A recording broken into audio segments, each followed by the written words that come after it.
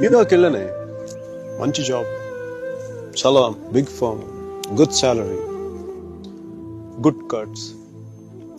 అందుకే మా బాస్ గారిని కూడా కుక్క పిల్ల కూర్చోబెట్టాను. బట్ ఇన్ని చేసిన ఎందుకు నాకు అవి తృప్తిని ఇవ్వలేకపోయాయి. అందుకే అవన్నీ వదులుకొని నీకోసం వచ్చేసాను.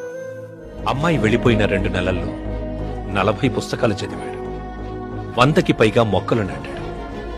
రోజుకి 7 మైళ్లు చొప్పున దాదాపు 500 మైళ్లు నడిచాడు. మీరు పెళ్లి చేస్తున్న వాడికంటే నేను 100 రెట్లు యోగ్యుణ్ణి. పిల్లనిచ్చేటప్పుడు ఉన్నోడా లేనోడా అని కాదు, మనసున్నోడా అలవాటు లేనోడా అని చూడండి.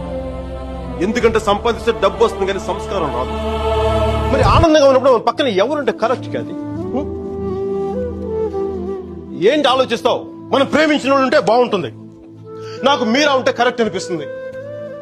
పెదాల మీదకి నవ్వు వస్తుంది, కళ్ళలోకి వెలుగు వస్తుంది.